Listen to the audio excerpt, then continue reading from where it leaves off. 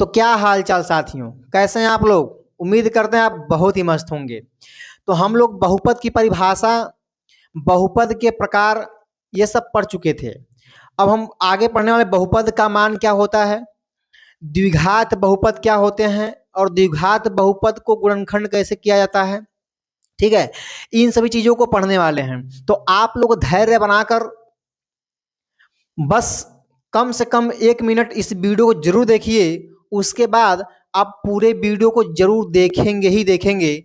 बस एक बार 1 मिनट इस वीडियो को देख लीजिए। अगर आप लोग रेडी हैं तो कॉपी और कलम लेकर बैठ जाइए। हम लोग शुरू करते हैं टॉपिक्स की। तो आप लोग तैयार हो चुके हैं तो हम लोग शुरू करते हैं कंसेप्ट के साथ। Concept is power. तो देखिए, हम लोग बहुपद के प्रकार पढ़ लेते। इसमें 2 प्रकार बचे थे। एक आपका पहला है, बचा हुआ जो था वह अचर बहुपद। क्या है? अचर बहुपद, जिनको बोलते हैं कांस्टेंट पोलिनोमियल। क्या बोलते हैं? Constant polynomial. देखिए, अचर बहुपद क्या होते हैं जरा ध्यान समझिएगा। वे बहुपद वे बहुपद जिसमें केवल व केवल अचर राशि हो उसको बोलेंगे अचर बहुपद। जैसे जैसे देखिए, 2 हो गया, 5 हो गया, 6 हो गया, 10 हो गया, 1/2 हो गया, है ना। ये कैसे बहुपद है सर? बहुपद का तो मतलब होता है कि जिसमें चर और अचर दोनों होते हैं, है ना।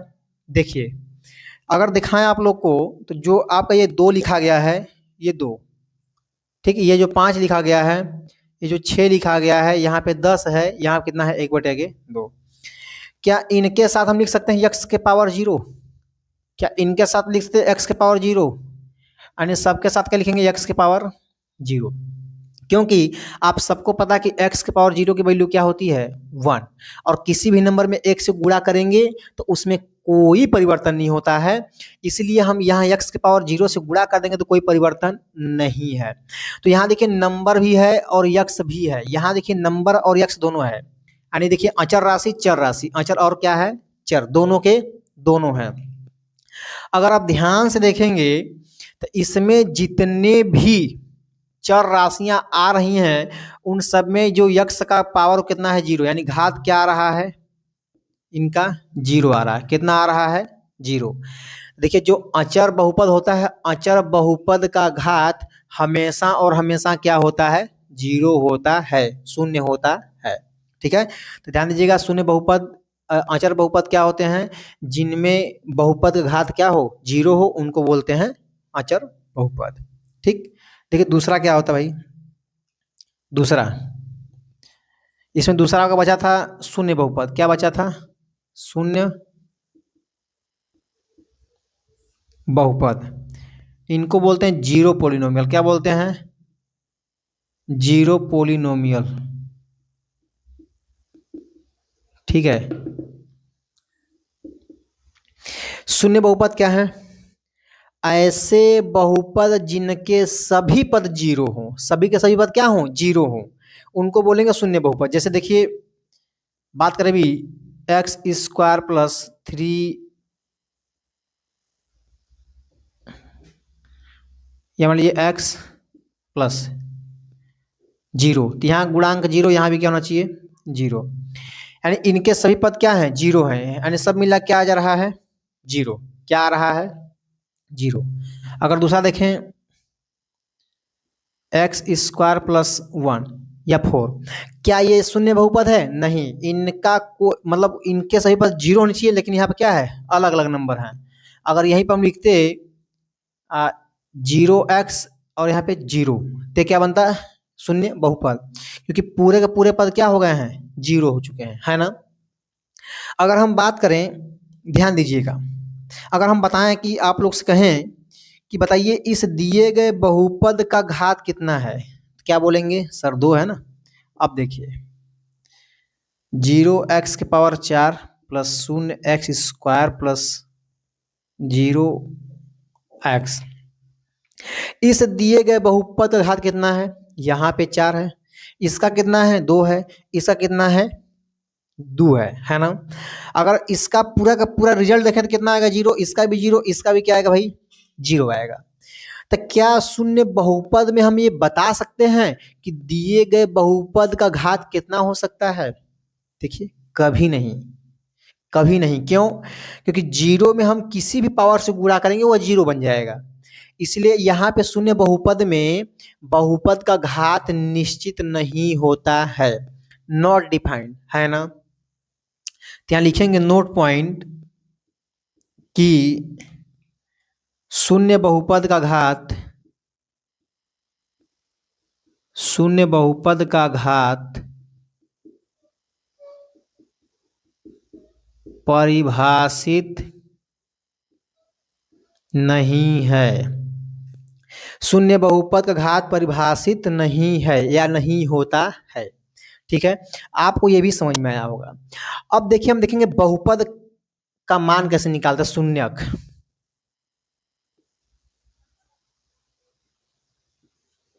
बहुपद का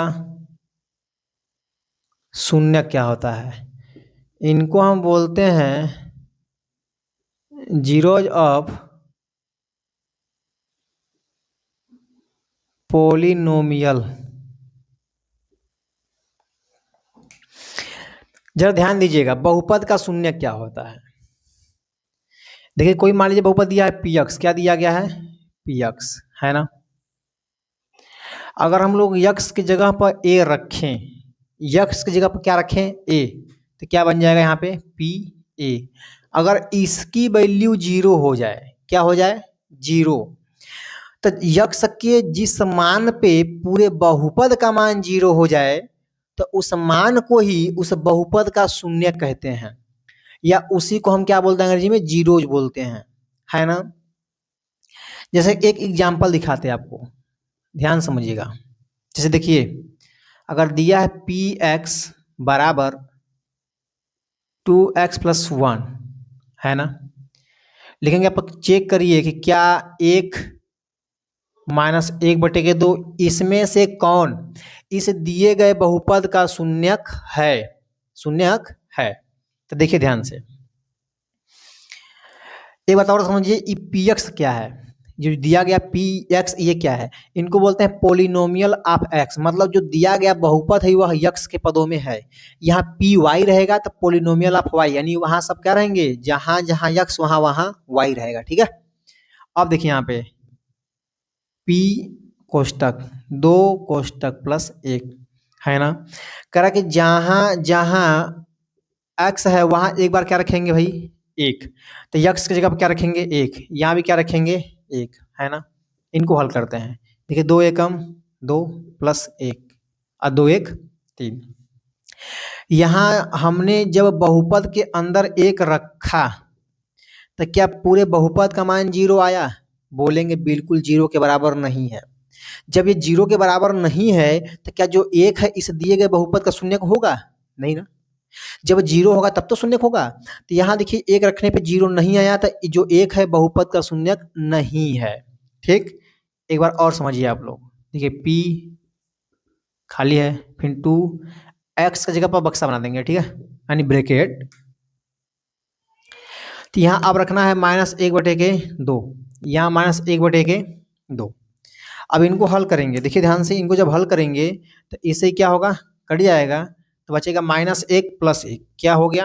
0। तो यहाँ देख रहे हैं कि P -1/2 रखे हैं, तो पूरा का पूरा क्या आया है? 0। तो यक्स का वह कौन सा मान है, यक्स का वह कौन सा मान है जिस पे पूरे बहुपद का मान 0 हो गया? तो बोलेंगे सर 1/2 है। क्या है भैया? 1/2 है। तो यह जो 1/2 है, इस पूरे बहुपद का क्या कहलाएगा? शून्यक। क्या कहलाएगा? शून्यक। ठीक है, अब आगे देखते हैं। हमने देखा कि बहुपद का शून्यक क्या होता है। ठीक है, फिलहाल इसको नोट करिए।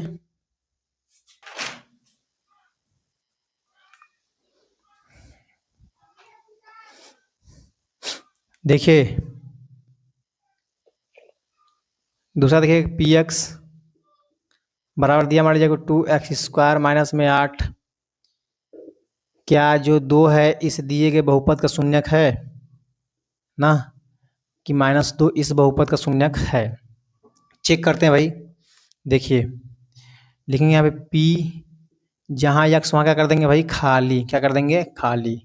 2 यक्स की जगह पे खाली, -8, यहाँ पे 2 रहेगा। यहाँ जहाँ यक्स वहाँ क्या रखना है 2, एक बार क्या रखना है 2। इनको हल करिए, देखिए 2 ये है, 2 दूना के 4 माइनस में 8, 4 दूनी के 8 माइनस में 8, 8 में से 8 का कितना हो जाएगा भाई 0। क्या दिए गए बहुपद का मान, जो दिए गए बहुपद का मान आया है वह पूरा का पूरा क्या है 0 है? जी हाँ, ये 0 है, तो यह जो 2 है इसे दिए गए बहुपद का शून्यक है ना। अब आगे चेक करते हैं -2 को, ये है कि नहीं है। देखिए जहां यक्स वहां रखेंगे -2, जहां यक्स वहां रखेंगे माइनस में 2, ठीक है। देखिए 2 माइनस माइनस क्या बन जाएगा प्लस, 2 दूना के 4 माइनस में 8, 4 दूनी के 8 माइनस में 8, और 8 में से आगे कितना बचेगा भाई 0। तो हमने यहाँ देखा कि जब हमने यक्स का मान -2 लिया तब भी ये क्या आया 0 आया, और जब 2 लिया तब भी क्या आया 0 आया। इसका मतलब कि जो 2 और -2 है ये दोनों के दोनों दिए गए बहुपद के शून्यक हैं, ठीक है। ऐसे इस क्वेश्चन का आंसर क्या होगा कमेंट बॉक्स में जरूर लिखिएगा। पी एक्स बराबर 3x -4, इसमें से कौन, जैसे देखिए 3/4 या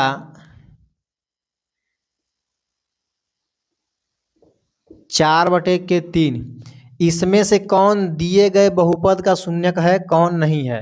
ये ऑप्शन नंबर 1 रहेगा या ऑप्शन नंबर 2। तो ठीक है, इसका आंसर क्या होगा कमेंट बॉक्स में जरूर लिखिएगा, इसको नोट कर लीजिए। देखिए अब हम देखने वाले हैं द्विघात बहुपद का व्यापक रूप और उनके गुणनखंड कैसे करते हैं ना, समझिए। देखिए ध्यान से, द्विघात बहुपद का व्यापक रूप। द्विघात बहुपद का व्यापक रूप क्या होता है, ax² + bx + c, ठीक है। देखिए बोला द्विघात, क्या बोला है द्विघात, द्विघात बोला इसका मतलब ये हुआ कि x² जो दिया है यह कभी भी 0 नहीं होना चाहिए, मीन्स a not = 0, ठीक है ना। a का मान कभी भी 0 नहीं होना चाहिए, नहीं तो द्विघात बहुपद नहीं रह जाएगा, ठीक है ना। लिख देंगे जहां, इसको लिखेंगे पी एक्स बराबर, ठीक है, पी एक्स बराबर लिख देंगे जहां ए बी और सी क्या है वास्तविक संख्याएं हैं, क्या हैं वास्तविक संख्याएं हैं, ठीक है ना। ए बी सी क्या है वास्तविक संख्याएं हैं। ये देखिए होता है द्विघात बहुपद। इस द्विघात बहुपद को हम गुणनखंड कैसे करते हैं उनको समझते हैं। यहाँ लिखेंगे हेडिंग द्विघात बहुपद का गुणनखंड। समझिए द्विघात बहुपद का गुणनखंड कैसे करें। जैसे पहला आपका सवाल अगर आ जाए कि पी एक्स बराबर x² + 5x + 6 है ना। एकदम बेसिक लेवल से, एकदम बेसिक लेवल से हम आपको पहुंचा देंगे पूरे हाई लेवल तक। बस वीडियो में लास्ट तक बने रहिएगा, आपको गुणनखंड में जरा भी समस्या नहीं होगी दोस्त, ठीक है। बस जरा समय विश्वास करके रहिए आप लोग इस वीडियो में। देखिए गुणनखंड करने का नियम क्या है, पहला नियम समझते हैं कि सबसे पहला काम x² का गुणांक, ठीक है, जो रहेगा उसमें हम अचर राशि से गुणा करेंगे। यानी अचर राशि का गुणा जो होगा, अचर राशि का गुणा हमेशा x² का गुणांक में करेंगे, x² का गुणांक रहेगा, ठीक है। अचर राशि का गुणा हमेशा x² के गुणांक में करेंगे, कब जब रहेगा तब। नहीं तो इस अचर राशि को ही 2 भाग में तोड़ते हैं। जैसे देखिए यहाँ पे कोई नंबर नहीं है तो इसी को 2 भाग में अलग करेंगे, ठीक। तो इसके सहायता से इस बीच वाले को हम क्या करते हैं, दो भागों में अलग करते हैं। कितने भाग में, दो भागों में अलग करेंगे। कैसे, जरा ध्यान समझिए। यहाँ देखिए प्लस रहेगा, यहाँ अगर प्लस रहेगा है ना, ये प्लस, तो जोड़ के बीच को लाना पड़ता है। अगर यहाँ माइनस रहेगा तो घटा के बीच को लाना पड़ता है। अभी जोड़ना घटाना क्या है ना, थोड़ा समझिए। जो पीछे नंबर दिया गया है कितना भाई, 6, इस 6 को ऐसे दो भाग में अलग करिए कि गुणा करने पर 6 आए। पहले इतना करिए, देखिए 3 दूनी के 6 आया ना, 6 एकम 6। और कोई है, नहीं है। अब देखिए दो भागों में तोड़ना था हमने, एक भाग यहाँ बनाया और एक भाग यहाँ बनाया, लेकिन इनमें से कौन सा भाग लिया जाए, है ना। तो देखिए कर जोड़ने पर 5 भी आना चाहिए। दो भाग में अलग करो, गुणा करने पर 6 आए, ठीक है, लेकिन जब उन दोनों को जोड़े तो कितना है भाई, 5 आना चाहिए। तो 6 एक कितना हो जाएगा, 7। क्या ये 5 है, गलत। 3 दो कितना हो जाएगा भाई, 5। हाँ जी हाँ, बिल्कुल सही है कि गुणा करने पर 6 भी आया और जोड़ने पर 5 भी आया है। तो इनको अलग कैसे करेंगे, लिखेंगे एक्स स्क्वायर प्लस, है ना। इनको अलग करिए, यहाँ देखिए 3x प्लस 2x, है ना। अब प्लस में कितना है, 6।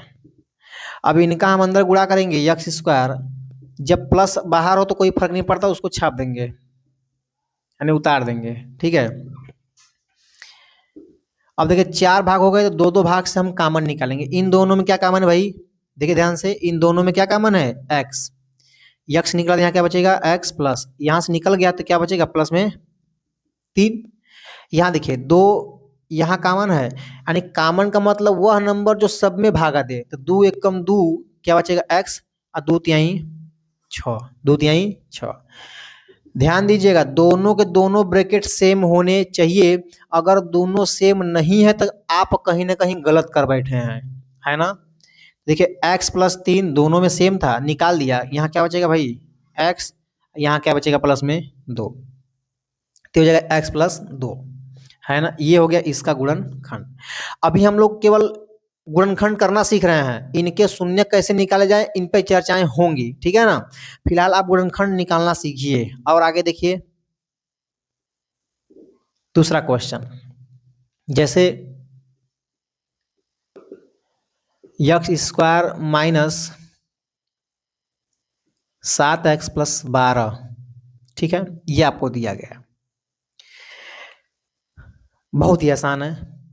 करा इस 12 को ऐसे दो भागों में अलग करिए कि इनका जब गुणा करें तो 12 आए। क्या कह रहा है, प्लस ना, मतलब जोड़ के लाना है, अगर होता माइनस तो घटा के लाना होता है ना। कह 12 को ऐसे दो भाग में अलग करिए, गुणा करे इन दोनों का तो 12 आए, लेकिन जब उन दोनों को आपस में जोड़ें तो कितना है, 7, है ना। देखिए पहले तोड़ते हैं, 6 दूना के 12, है ना, 12 एकम 12, देखिए 4 तिहाई 12। ये 3 भाग टूटे हैं, लेकिन इनमें से कौन लिया जाए। तो आपको पता है कि जिनको जोड़ने पर 7 आए, देखिए 6 2 8, गलत बात है, 12 1 13, नहीं नहीं नहीं, 4 3 7, जी हाँ, हमें लाना क्या है, 7। देखिए तीनों गुणा करने में 12 आ रहा है, लेकिन जोड़ने पर 7 भी होना चाहिए। इसमें से कौन है भाई, बस यही 4 और कौन है, 3, है ना। 3 को अलग करेंगे, देखिए कैसे अलग करते हैं, लिखेंगे एक्स स्क्वायर माइनस, हमेशा ध्यान देना कि बड़ी संख्या को आगे लिखेंगे, छोटी संख्या को पीछे लिखेंगे, है ना। यहाँ किस में तोड़ना है, 4x प्लस में 3x, अब प्लस में क्या है, 12 है ना। अब देखिए इनका गुणनखंड करते हैं, एक्स स्क्वायर, जो बाहर माइनस होता है ना, अंदर जाके चिन्ह में गुणा करता है, तो प्लस माइनस माइनस, अब minus plus minus 3x, plus में क्या है, 12। बस ये चिन्ह ब्रैकेट के अंदर ही गुणा करेगा, बाहर इससे कोई मतलब नहीं, है ना, इस बात का ध्यान दीजिएगा। अब देखिए दो दो भाग से कॉमन निकालते हैं, 2 भाग यहाँ से 2 भाग यहाँ से, इन दोनों में क्या कॉमन है, देखिए क्या कॉमन है, तो जो दोनों मिल रहा हो, दोनों में क्या मिल रहा भाई, यक्स, क्या मिल रहा है, यक्स, तो क्या बचेगा आपका, x माइनस 4, है ना, यही नहीं मिलेगा। यहाँ देखिए इन दोनों में क्या कॉमन है, बोलेंगे 3, क्योंकि 3 दोनों भागा देगा। देखिए 3 एक कम 3 और 3 चौके 12। अब यहाँ माइनस लिखें कि प्लस, तो यह देखिए माइनस माइनस प्लस, अब माइनस प्लस क्या बन जाएगा, माइनस, है ना, x माइनस 4, x माइनस 4, कोई दिक्कत नहीं है। अब यहाँ क्या बचा, x माइनस 3। तो इस तरह से इनका हम क्या करेंगे, गुणन खंड। ठीक, अगला क्वेश्चन देखते हैं।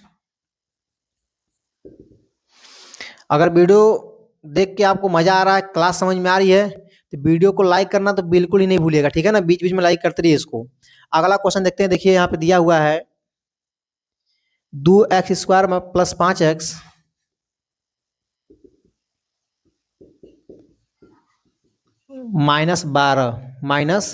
-12, ठीक है।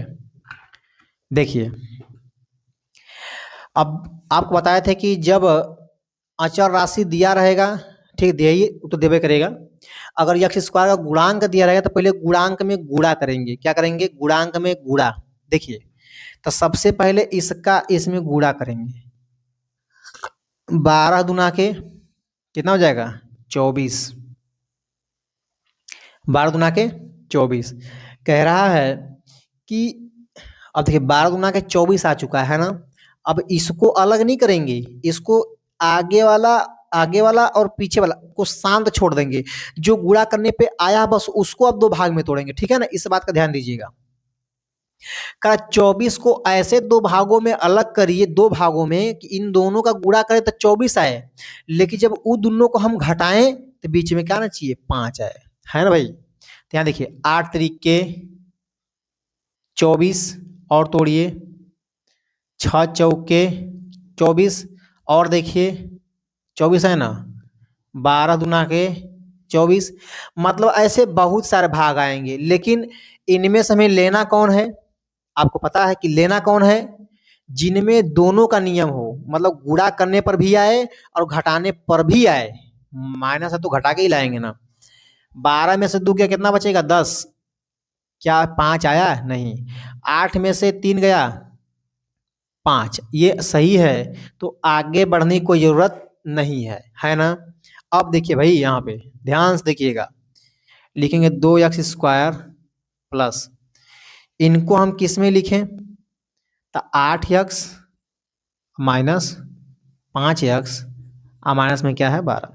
आपको बताया था कि बड़ा नंबर हमेशा क्या रहेगा, आगे रहेगा, इसमें गलती नहीं करिएगा।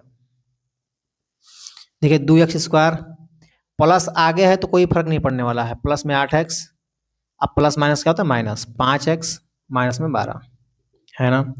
अब देखिए इन दोनों भाग से हम कॉमन निकालेंगे। क्या करेंगे भाई, दोनों भाग से कॉमन निकालेंगे, है ना। देखिए इन दोनों में क्या कॉमन है, यहाँ सही लिखे हैं, यहाँ पे 8 माइनस 3 है ना, 3 आएगा यहाँ पे, ठीक। तो यहाँ पे 3 कर देंगे ना। देखिए अब देखिए भाई यहाँ क्या करना है, इन दोनों में क्या कॉमन है, सबसे पहले नंबर निकालेंगे। दो दोनों में है, ठीक है, और यक्स भी है ना। तो 2 कट जाएगा और एक यक्स कट जाएगा, तो आपका एक यक्स बचेगा। देखिए 2 चौके 8, ठीक। अब माइनस में क्या निकला, 3। देखिए 3 एकम 3, 3 चौके 12, तो यहाँ से 3 भी कॉमन निकल रहा है, 3 एकम 3 और 3 चौके 12। दोनों के दोनों ब्रैकेट सेम हो गए, यानी x प्लस 4, यहाँ 2x माइनस 3, है ना। तो इस तरह से इनका भी गुणनखंड कर लेंगे। फिलहाल इसको नोट करिए, हम आगे बढ़ने वाले हैं। अब यहाँ जरा ध्यान समझिएगा, अगला क्वेश्चन देखते हैं ना। इसमें क्या है, कह रहा इसका गुणनखंड करिए भाई। देखिए सबसे पहला काम क्या है कि इसका इसमें हम क्या करेंगे, गुणा करेंगे।